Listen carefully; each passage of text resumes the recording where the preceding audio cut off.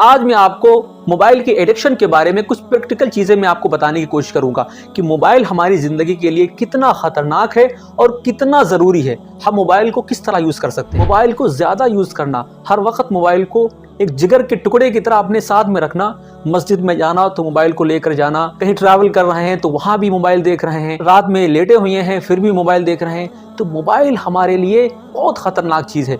Mobile हमारी जिंदगी से सुकून खत्म कर रहा है और मोबाइल हमारे लिए सबसे बेस्ट चीज भी है। दुनिया की सबसे बड़ी लाइब्रेरी आपके जेब में है, वो है मोबाइल। मोबाइल आपकी जिंदगी के अंदर अंधेरे कमरे के अंदर चिराग की तरह है। मोबाइल से आप इस्लाम के बारे में, साइंस के बारे में, जियोपॉलिटिक्स के बारे में, करंट अफेयर के बारे में हर चीज आप समझ सकते हैं, हर चीज का आप नॉलेज गेन कर सकते हैं। लेकिन ज्यादा मोबाइल को यूज करना, इस जिगर के टुकड़े को हर वक्त अपने साथ में रखना, ये बड़ी खतरनाक चीज। मोबाइल की एक सबसे बड़ी खतरनाक चीज ये है कि मोबाइल इंसान की सोचने समझने की ताकत को खत्म कर देता है, उसकी एबिलिटी को खत्म कर देता है, जब्त कर देता है। जिस तरह से आप सुने होंगे कि कोई बच्चा था, वो पढ़ाई कर रहा था, ज्यादा पढ़ाई उसने कर ली, वो बिल्कुल किताबों का कीड़ा बन गया, फिर आहिस्ता आहिस्ता उसके दिमाग ने काम करना बंद कर दिया, वो माइंडली डिस्टर्ब हो गया।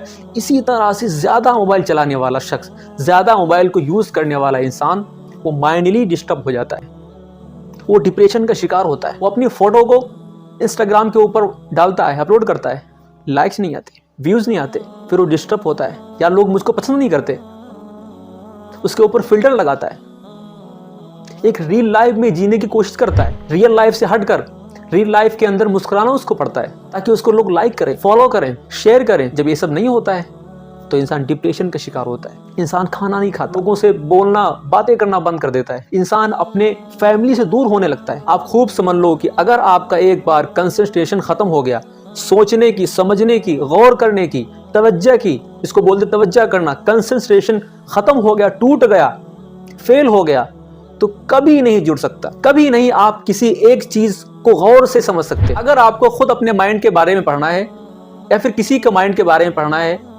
कि कहीं मेरे माइंड में फॉल्ट तो नहीं है, मैं डिप्रेशन के शिकार तो नहीं हूं, कुछ मुझे दिक्कत तो नहीं है, सिर्फ एक काम करो, आपको सब पता चल जाएगा। कोई किताब पढ़ने लगो, कुरान पढ़ने लगो। अब एक चैप्टर पढ़ोगे, 2 वर्क पढ़ोगे, कोई 4 वर्क पढ़ेगा, कोई 10 वर्क पढ़ेगा।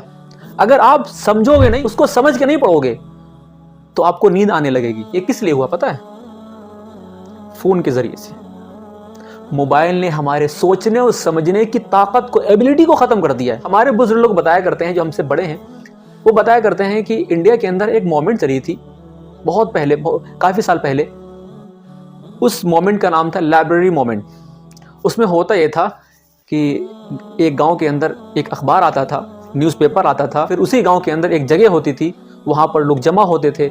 सिर्फ गांव के नहीं बल्कि दीगर गांव के अंदर 3-4 गांव के लोग आते थे वहां उस न्यूज़पेपर को सुनने के लिए। फिर एक पढ़ा लिखा इंसान आता था, उनके बीच में बैठता था, वो न्यूज़पेपर को पढ़कर लोगों को सुनाता था। लोग सुनते थे, एनालिसिस करते थे और समझते थे। जितना करंट अफेयर के बारे में उनको पता है ना, उतना हमें नहीं पता। जितना जियोपॉलिटिक्स के बारे में उनको पता है, उतना हमें नहीं पता। आज भी गांव के अंदर आप जाइए, चौराहे के ऊपर जहां दुकानें बहुत ज्यादा होती हैं, वहां लोग चाय पीने के लिए सुबह ही लोग बैठ जाते हैं, पूरा दिन फ्री रहते हैं। एक चाय उड़ाई और पूरा दिन फ्री, 24 घंटे वो फ्री रहते हैं, दुकान के ऊपर बैठे हैं। लोग आते हैं, चाय पीते हैं, बैठते हैं। वहां बहुत जबरदस्त मीटिंग होती है। 4 बंदे यूक्रेन की तरफ से, 3 बंदे रूस की तरफ से, लड़ाई हो रही है। नहीं, ऐसा नहीं, ऐसा होना चाहिए था, ये नहीं, उसकी ये गलती है, उसकी ये गलती है।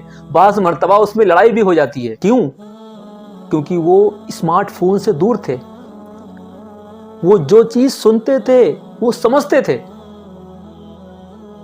हम जो चीज सुनते हैं वो निकाल देते हैं। पढ़ना लिखना बर्बाद, कुछ नहीं, रत्ती भर का फायदा भी नहीं है। फायदा तब है जब आप अपने स्कूल से बाहर निकले या फिर आप अपने घर से बाहर निकले तो आप जो चीज देखें बाहर वो आपको समझ में आए। अगर आपका पढ़ लिख कर आपका दिमाग नहीं खुला, पढ़े लिखे सब बेकार, सब चौपट है पढ़ना लिखना। सही गलत के अंदर फर्क करना, इसको पढ़ा लिखा कहते हैं। आज हमारे इंडिया के अंदर पढ़ा लिखा वही होता है जिसको सरकारी नौकरी मिल जाए। पढ़ा लिखा बंदा वही है जो दूसरे की दर्द को समझे, ये बंदा पढ़ा लिखा। खुदारा मोबाइल को उस चीज के लिए यूज करो जिस चीज के लिए मोबाइल बनाया गया। स्मार्टफोन ने तो हमारी जिंदगी को आसान कर दिया। हमने स्मार्टफोन को यूज नहीं किया बल्कि स्मार्टफोन ने हमें यूज किया। हमने इंटरनेट को यूज नहीं किया बल्कि इंटरनेट ने हमें यूज किया।